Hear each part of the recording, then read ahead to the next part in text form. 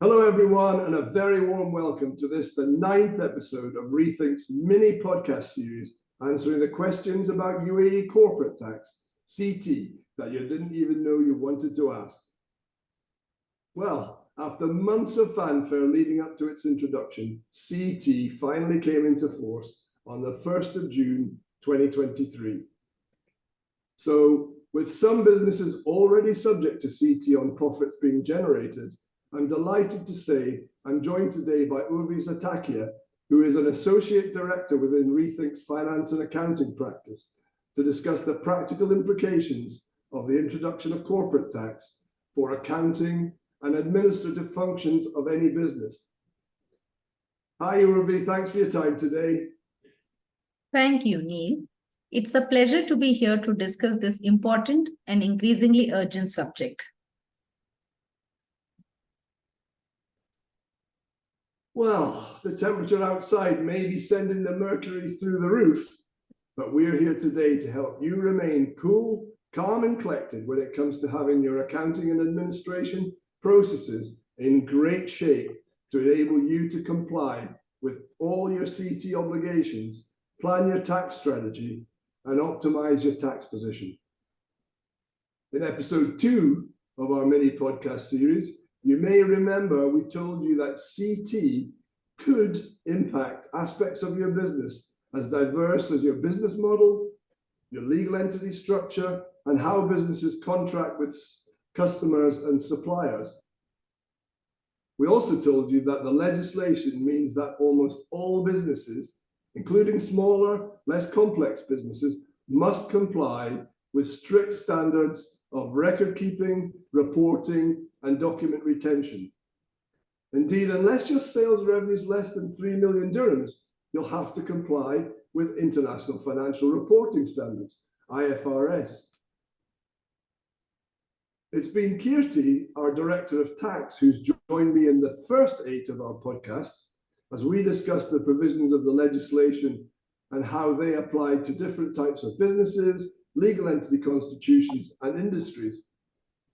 But as well as our tax practice, Rethink's finance and accounting practice is also closely involved in supporting our clients in optimally dealing with the requirements of the CT legislation.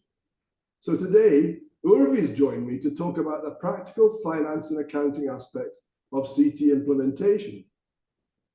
So Urvi, could you explain what clients have to be considering on a practical day-to-day level with regard to their accounting and administration, and how you and your team are supporting them with their CT preparations, and how this differs from the role of our tax team?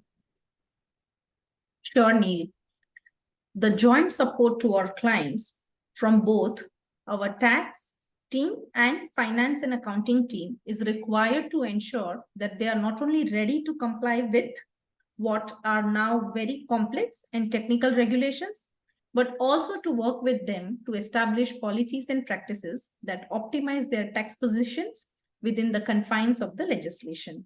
Our colleagues in the tax team analyze a client's business and overlay the detailed provisions of the legislation and regulations to prepare a report which draws the client's attention to the areas of legislation that will impact their business. They also make recommendations in general terms as to how they should be ensuring compliance and minimizing any tax liabilities. While we in the finance and accounting practice use this report as well as our own knowledge of the legislation and our often more detailed knowledge of our client's business to convert these recommendations into actions on a practical level, and depending on the extent of client's internal resource, either we advise the client's accounting and administration teams on the actions they should take, or where the client utilizes Rethink as its outsourced accounting partner, we carry out these actions ourselves on behalf of and in conjunction with our clients. Thanks, Urvi. So what areas of accounting and administration are you and your team focusing on in particular? Well, the key areas we look at to ensure our clients are corporate tax ready are as here. First and foremost is assessing the adequacy of the current accounting and documentation practices in terms of IFRS in general, and in particular, the International Accounting Standard number 12, which covers the income taxes. We will also be reviewing the chart of accounts to ensure it can identify the required revenue and expense categories, particularly like categories of expenses, which will be deemed wholly and exclusively for generating taxable income and which is not capital in nature. Also, the expenses that will not be deductible on the basis that they are not incurred for taxable business, any exempt income and expenses incurred in deriving exempt income. We will also do suitable identification and split of entertainment expenses in allowable and non-allowable categories. We will identify other non-allowable expenses such as fines, penalties, recoverable VAT, donations to unapproved charities, etc. Also, we will be splitting the interest paid between intergroup and external parties. The total interest deductible is capped at 30% of the EBITDA, and the intergroup loan interest will be subject to transfer pricing regulations. So yes, these are some of the key areas in the chart of accounts that would require attention. In addition to above, we will also be ensuring the accounting system can separately identify certain income streams and associated profit as required to comply with the legislation. This is particularly relevant for free zone entities. We will be ensuring that the opening balances are complied at the start of the first financial year are subject to corporate tax, including the transfer pricing rules. We'll be identifying transactions with related parties and connected persons for transfer pricing purposes. We'll be identifying the pre and post CT implementation elements of any capital gains. We'll also be identifying transactions potentially involving accounting for deferred taxation. Say, for example, the unrealized gain and losses. We will be identifying the costs that may not be wholly for one category of income and may need to be apportioned. We will be reviewing the current transactions and restructuring to assess compliance with the anti-abuse rules.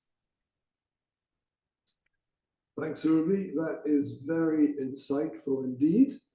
And you illustrate very clearly that there's an awful lot to be done. And I'm guessing that there will be some additional work that you would only have to do for free zone businesses. Yes, Neil, indeed, there is much to be done. The recent cabinet and ministerial decisions added a layer of complexity to the accounting for free zone businesses, which uniquely applies to them.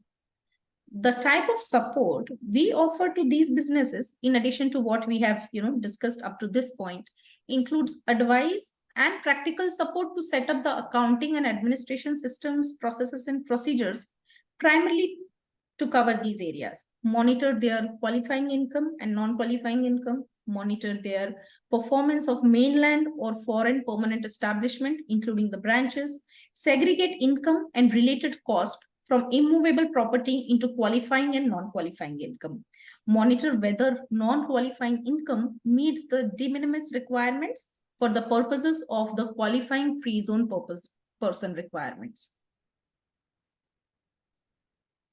Thanks, Urvi. And there's a whole world of complexity, isn't there, in such phrases as monitoring, qualifying, and non-qualifying income.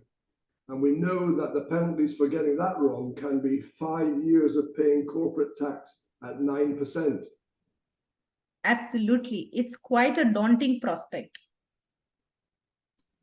Yeah, and I guess for many companies, this is going to involve a degree of accounting sophistication not hitherto encountered.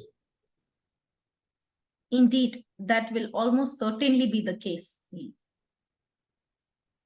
And I know that you guys will be looking out for your clients' interest by pointing out any areas of concern or opportunity for our client that you may identify in the course of your work, whether that be, for example, management and control of foreign entities in the UAE, exposing that entity potentially to UAE corporate tax, or indeed restructuring transactions that may not be in line with anti-abuse rules, as tax minimization could be seen potentially as the primary driver of the transaction. Anyway, I think it's fair to say that in terms of accounting and administration, financial reporting, the introduction of CT means that what was previously considered as best practice will now simply become compliance. Well, I think we'll wind things up there for this week. There's an awful lot in this subject, and we will definitely return to it in future podcasts. However, in the meantime, we wish you a very pleasant rest of the day, and I will see you next time, once again with Kirti, when we will revisit the subject of corporate tax for foundations to update podcast number 6 for the very significant contents of the recent cabinet and ministerial decisions. But in the meantime, thank you for watching and goodbye. Thank you, Neil. Goodbye. Goodbye.